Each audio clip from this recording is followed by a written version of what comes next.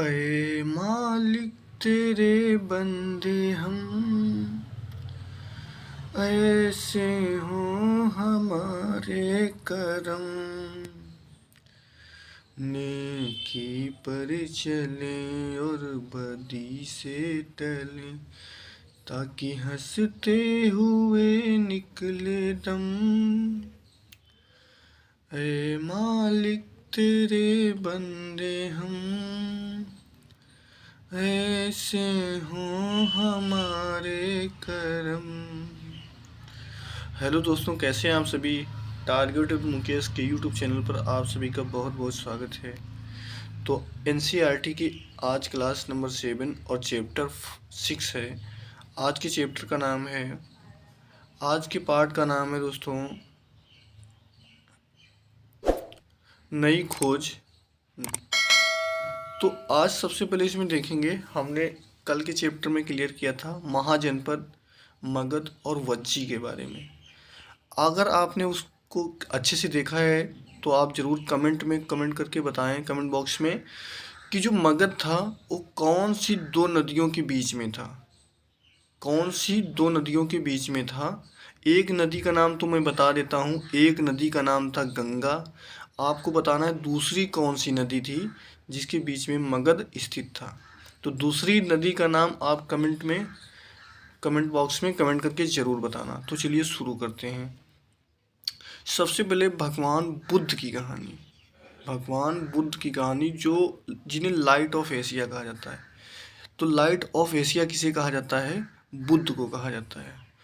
बौद्ध धर्म के संस्थापक सिद्धार्थ थे। बौद्ध धर्म के संस्थापक कौन थे? सिद्धार्थ थे, जिन्हें गौतम के नाम से भी जाना जाता है। तो आपको याद रखना है कि सिद्धार्थ को और किस नाम से जाना जाता है? तो गौतम के नाम से भी जाना जाता है। उनका जन्म लगभग 2500 वर्ष पूर्व हुआ था। यह वह समय था जब लोगों के जीवन में तेजी से परिवर्तन हो रहे थे। तेजी से परिवर्तन हो रहे थे तेजी से परिवर्तन हो रहे थे। महाजनपदों के कुछ राजा इस समय बहुत शक्तिशाली हो गए थे। कब शक्तिशाली हो गए थे? जब गौतम बुद्ध थे, उस समय की बात है, यानी कि 2500 वर्ष पूर्व की बात है। हजारों सालों के बाद फिर से नगर उभर रहे थे। गांव के ज़मीनों में भी बदलाव आ रहा था। गांव की ज़मीनें भी हरी भरी हो रही थी, उनमें बदलाव आ रहा था। बहुत से विचारक इन परिवर्तनों को समझने का प्रयास कर रहे थे। वे जीवन के सच्चे अर्थ को जानना चाह रहे थे, यानी कि जीवन के सच्चे अर्थ को जानने की कोशिश कर रहे थे।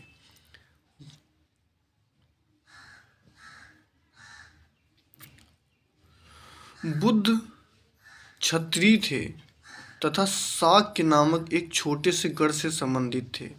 तो आपको याद रखना है कि बुद्ध कौन थे? तो क्षत्रिय थे, और उनका जो वंश था वो कौन से वंश से थे? तो शाक्य वंश थे। आपसे कई बार एग्जाम में पूछा जाता है कौन से वंश थे बुद्ध, तो शाक्य वंश थे। सिद्धार्थ उनका बचपन का नाम था। गौतम उनका दूसरा नाम था। 2500 लगभग जन्म कब हुआ था? तो आपको याद रखना है कि 2500 BC लगभग जन्म हुआ था। ठीक है। बुद्ध क्षत्रिय थे और शाक्य वंश के थे। ये चीज़ें आपको याद हो गई होंगी। युवा अवस्था में ही ज्ञान की खोज में उन्होंने घर के सुखों को छोड़ दिया। घर के सुखों को छोड़ दिया। अनेक अनेक वर्षों तक वे भ्रमण करते रहे तथा अन्य विचारकों से मिलकर चर्चा करते रहे।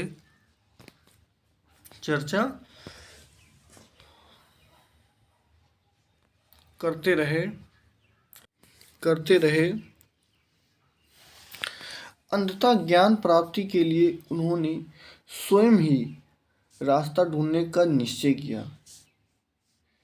इसलिए उन्होंने बोध गया बिहार में एक पीपल के नीचे कई दिनों तक तपस्या की।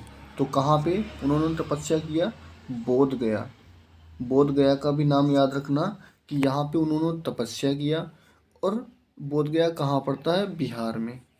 कौन से वृक्ष के नीचे पूछा जाता है, तो आपको याद रखना है कि पीपल के वृक्ष के नीचे कई दिनों तक उन्होंने तपस्या किया। अंततः उन्हें ज्ञान प्राप्त हुआ। इसके बाद वे बुद्ध के रूप में जाने गए। यहाँ से वे वाराणसी के निकट स्थित सारनाथ गए। तो सबसे पहले कहाँ गए आपसे पूछा जाएगा, तो वाराणसी के निकट सारनाथ गए, जहाँ उन्होंने पहला उपदेश दिया। तो कई बार एग्जाम में पूछा जाता है कि बुद्ध ने अपना पहला उपदेश कहाँ पे दिया, तो आपको याद रखना है सारनाथ में। बहुत ही इम्पोर्टेंट टॉपिक है ये आपके लिए। आपके इसमें सारे बुद्ध से रिलेटेड जितने भी क्वेश्चन पूछे जाते हैं सभी क्लियर हो जाएंगे। तो पहला उपदेश दिया इन्होंने सारनाथ में। कुशीनगर में मृत्यु से पहले का जीवन, कुशीनगर में मृत्यु से पहले का शेष जीवन उन्होंने पैदल ही एक स्थान से दूसरे स्थान की यात्रा करने और लोगों को शिक्षा देने में व्यतीत किया था। तो यहाँ से एक फैक्ट और आपको याद रखना है कि उनकी मृत्यु कहाँ हुई थी, तो कुशीनगर में हुई थी। महात्मा बुद्ध की मृत्यु कहाँ हुई थी, कुशीनगर में हुई थी। पहला उपदेश उन्होंने सारनाथ में दिया था। बोध गया में उन्हें ज्ञान की प्राप्ति हुई। कौन से वृक्ष के नीचे, तो पीपल के वृक्ष के नीचे। ये सब चीज़ें याद रखनी है। बुद्ध ने शिक्षा दी कि यह जीवन कष्टों और दुखों से भरा है। बुद्ध ने कौन सी शिक्षा दिया, उन्होंने कहा कि यह जो जीवन है, यह जीवन कष्टों और दुखों से भरा हुआ है, और ऐसा हमारी इच्छा और लालसाओं यानी कि जो पूरी नहीं हो सकती, हम उन्हें सोचते के कारण होता है। कभी कभी हम जो चाहते हैं वह प्राप्त कर लेने के बाद भी संतुष्ट नहीं होते हैं और अधिक वस्तु को पाने की इच्छा करने लगते हैं। बुद्ध ने इस लिप्सा को लज्जा या तृष्णा कहा है। बुद्ध ने शिक्षा दी है कि आत्म स्वयं अपनाकर हम ऐसी लालसाओं से मुक्ति पा सकते हैं, मुक्ति पा सकते हैं। उन्होंने लोगों को दयालु होने तथा मनुष्यों के साथ साथ जानवरों के जीवन का भी आदर करने की शिक्षा दी। वे मानते थे कि हमारे कर्मों के परिणाम, चाहे वे अच्छे हों या बुरे हों, हमारे वर्तमान जीवन के साथ साथ बुद्ध सौ बाद के जीवन को भी प्रभावित करते हैं, बाद के जीवन को भी प्रभावित करते हैं। बुद्ध ने अपनी शिक्षा सामान्य लोगों की प्राकृत भाषा में दी। तो ये फैक्ट आपको याद रखना है। उनकी भाषा या उनकी शिक्षा, बुद्ध की शिक्षा या बुद्ध की भाषा, तो आपसे पूछा जाए तो आपको याद रखना है प्राकृत थी। प्राकृत थी, ये भी बहुत बार पूछा जाता है। प्राकृत भाषा, ठीक है, प्राकृत भाषा। इससे सामान्य लोगों को भी उनके संदेशों को समझ सकें। वेदों की रचना के लिए किस भाषा का प्रयोग हुआ था, तो देखो ये आ गया वहीं पर। किस भाषा का प्रयोग हुआ था, तो आपको याद रखना है प्राकृत भाषा का, प्राकृत भाषा का।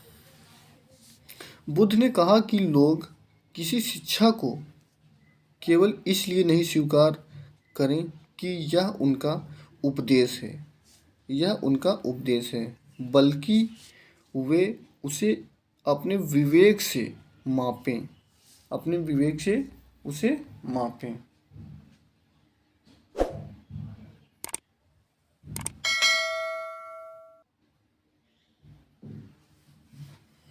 इस कहानी को देखते हैं, किस्सा गौतमी, यानी कि किस्सा गौतमी की कहानी। यह बुद्ध के विषय में एक प्रसिद्ध कहानी है। एक समय की बात है, किस्सा गौतमी नामक एक स्त्री का पुत्र मर गया। इस बात से वह इतना दुखी हुई कि अपने बच्चे को गोद में लिए नगर की सड़कों पर घूम घूम कर लोगों से प्रार्थना करने लगी कि कोई उसके पुत्र को जीवित कर दो। एक भला व्यक्ति उसे बुद्ध के पास ले गया। यानी कि एक कोई व्यक्ति था जो वो चिल्ला रही थी, तो उसको वो बुद्ध के पास लेके गया। बुद्ध ने कहा, मुझे एक मुट्ठी सरसों के बीज ला कर दो, मैं तुम्हारे पुत्र को जीवित कर दूंगा। किसा गौतमी बहुत प्रसन्न हुई, पर जैसे ही वह बीज लाने के लिए जाने लगी, तभी बुद्ध ने उसे रोका और कहा, ये बीज एक ऐसे घर से मांग कर लाओ जहाँ किसी की मृत्यु न हुई हो। किसा गौतमी एक दरवाजे से दूसरे दरवाजे गई, लेकिन वह जहाँ भी गई उसने पाया कि हर घर में किसी न किसी के पिता, किसी माता, भाई बहन, पत्नी, बच्चे, चाचा चाची, दादा दादी की मृत्यु हुई थी। यानी कि किसी के घर में किसी न किसी की मृत्यु जरूर हुई थी। बुद्ध दुखी माँ को क्या शिक्षा देने का प्रयास कर रहे थे? तो आप यहाँ पे यही समझ सकते हैं कि बुद्ध ने यही कहा कि मृत्यु तो जीवन का एक सच है और एक ना एक दिन सभी को आना है। तो यही उपदेश देने की कोशिश किया था महात्मा बुद्ध ने। महात्मा बुद्ध ने उपनिषद, इसी समय बहुत से दूसरे अन्य चिंतक भी दार्शनिक प्रश्नों का उत्तर ढूंढने का प्रयास कर रहे थे। उनमें से कुछ मृत्यु के बाद के जीवन के बारे में जानना चाहते थे, जबकि अन्य यज्ञों को उपयोगिता के बारे में जानने के उत्सुक थे। इनमें से अधिकांश चिंतकों का यह मानना था कि इस विश्व में कुछ ऐसा है जो अस्थायी है और जो मृत्यु के बाद भी बचा रहता है। उन्होंने एक वर्ण आत्मा तथा ब्रह्म अथवा सार्वभौम आत्मा के रूप में किया। वे मानते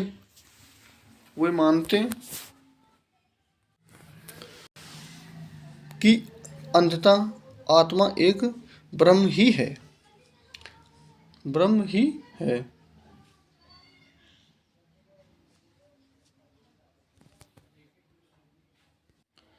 उसके बाद में नेक्स्ट फैक्ट पढ़ेंगे हम जैन धर्म। यानी कि बौद्ध धर्म को हमने पढ़ लिया, अब जैन धर्म को पढ़ेंगे। जैन धर्म भी उतना ही इम्पोर्टेंट है जितना कि बौद्ध धर्म था। इसी युग में अर्थात लगभग 2500 वर्ष, यानी कि 2500 वर्ष में महात्मा बुद्ध की भी बात हुई थी और जैन धर्म की भी बात हो रही। 2500 वर्ष पूर्व जैन धर्म के 24वें तीर्थंकर तथा अंतिम तीर्थंकर वर्तमान महावीर ने अपने विचारों का प्रसार किया। वह वज्जी संघ के लिच्छवी कुल के एक क्षत्रिय राजकुमार थे। इस संघ के विषय में तुमने 30 वर्ष की आयु में उन्होंने घर छोड़ दिया। यानी कि जो कौन थे? महावीर। तो इन्होंने 30 वर्ष की आयु में घर छोड़ दिया और जंगल में रहने लगे। 12 वर्ष तक उन्होंने कठिन व एकांकी जीवन व्यतीत किया। इसके बाद उन्हें ज्ञान की प्राप्ति हुई। यानी कि कौन सी उम्र में ज्ञान की प्राप्ति हुई अगर पूछा जाए तो आपको याद रखना है 30 वर्ष की आयु में उन्होंने घर छोड़ दिया, फिर उन्हें ज्ञान की प्राप्ति हुई। उनकी शिक्षा सरल थी। सत्य जानने की इच्छा रखने वाले प्रत्येक स्त्री व पुरुष को अपना घर छोड़ देना चाहिए।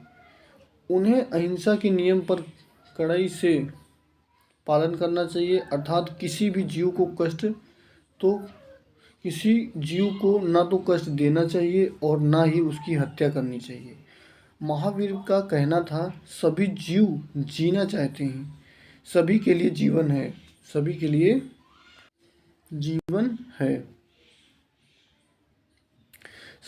जीवन फ्री है। महावीर ने अपनी शिक्षा प्राकृत में दी। तो अब यहाँ पे याद रखना है, इन्होंने कौन सी भाषा में शिक्षा दी? तो प्राकृत भाषा में शिक्षा दी।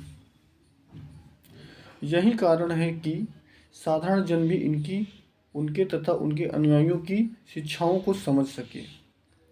देश के अलग अलग हिस्सों में प्राकृत के अलग अलग रूप प्रचलित थे। प्रचलन क्षेत्र के आधार पर ही अनेक अलग अलग नाम थे। जैसे मगध में बोली जाने वाली प्राकृत मगधी कहलाती थी। जैन नाम से जाने गए महावीर के अनुयायियों को भोजन के लिए भिक्षा मांगकर सदा जीवन बिताना होता था।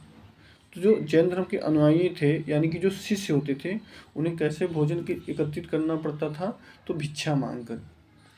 उन्हें पूरी तरह से ईमानदार होना पड़ता था तथा चोरी न करने की उन्हें सख्त हिदायत थी। उन्हें ब्रह्मचार्य का पालन करना होता था। पुरुषों को वस्त्रों सहित सब कुछ त्याग देना पड़ता था। सब कुछ त्याग देना पड़ता था।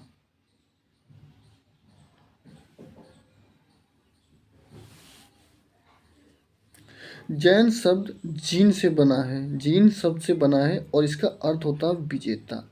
ये भी आपको याद रखना, जिसका अर्थ होता है विजेता। अधिकांश व्यक्तियों के लिए ऐसे कड़े नियम का पालन करना बहुत कठिन था। फिर भी हजारों व्यक्तियों ने इस नई जीवन शैली को जानने के लिए और सीखने के लिए अपने घरों को छोड़ दिया।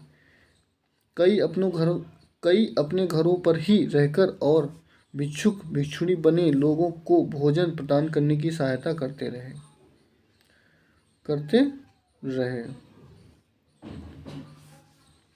मुख्यतः व्यापारियों ने जैन धर्म का समर्थन किया।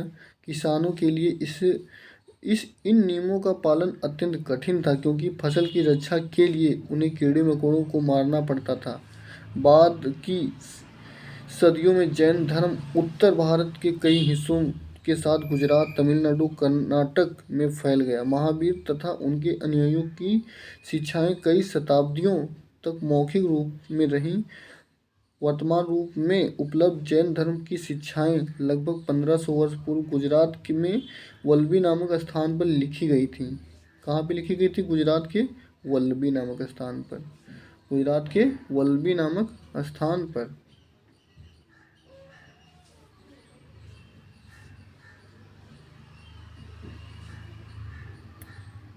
नेक्स्ट इम्पोर्टेंट फैक्ट हो जाता है नालंदा, यानी कि दोस्तों जो नालंदा विश्वविद्यालय था उसके बारे में कुछ चर्चा करेंगे। श्वेतांश तथा अन्य तीर्थयात्रियों ने उस समय के सबसे प्रसिद्ध बौद्ध विद्या केंद्र नालंदा बिहार में अध्ययन किया। उसने नालंदा के बारे में इस प्रकार लिखा, यहाँ के शिक्षक योग्यता तथा बुद्ध में सबसे आगे हैं, यानी कि बुद्धि में सबसे आगे हैं। बुद्ध के उपदेशों का वह पूरी ईमानदारी से पालन करते हैं। मठ के नियम काफ़ी सख्त हैं, जिन्हें सबको मानना पड़ता है। पूरे दिन वाद विवाद चलते ही रहते हैं, जिससे युवा और वृद्ध दोनों ही एक दूसरे की मदद करते हैं। विभिन्न शहरों से विद्वान लोग अपनी शंकाएं दूर करने के लिए यहाँ आते हैं। नए आगंतुक से पहले द्वारपाल ही कठिन प्रश्न पूछते हैं। उन्हें अंदर जाने की अनुमति तभी मिलती है जब वे द्वारपाल को सही उत्तर दे पाते हैं। 10 में से 7-8 उत्तर सही नहीं दे पाते हैं। श्वेतांश नालंदा में क्यों पढ़ना चाहता था? तो इसलिए पढ़ना चाहता था दोस्तों, क्योंकि वहाँ की शिक्षा बहुत ही अच्छी और स्ट्रॉन्ग थी। तो आपने ये नालंदा के बारे में जाना। और नालंदा कहाँ पड़ता था? तो नालंदा पड़ता था बिहार राज्य में। नेक्स्ट फैक्ट पढ़ेंगे, जीवन के 4 चरण जो बताए हैं। तो इसमें कौन कौन से चरण हैं? एक है ब्रह्मचर्य, गृहस्थ, वानप्रस्थ और संन्यास। ये 4 चरण बुद्ध ने बताए हैं। ब्रह्मचर्य के बारे में पढ़ेंगे तो ब्रह्मचर्य के अंतर्गत ब्राह्मण, क्षत्रिय तथा वैश्य से यह अपेक्षा की जाती थी कि इस चरण के दौरान वे सदा जीवन बिताकर वेदों का अध्ययन करेंगे, यानी कि जीवन बिताकर वेदों का अध्ययन करेंगे। गृहस्थ आश्रम के अंतर्गत उन्हें विवाह कर एक गृहस्थ के रूप में रहना होता था। वानप्रस्थ के अंतर्गत उन्हें जंगल में रहकर साधना करनी थी। अंततः उन्हें सब कुछ त्याग कर सन्यासी बनना पड़ता था। आश्रम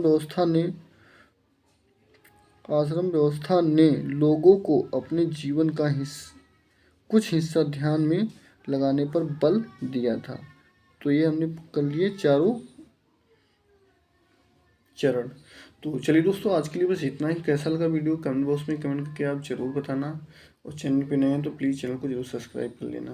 मिलते हैं नेक्स्ट वीडियो में, तब तक के लिए जय हिंद, जय भारत।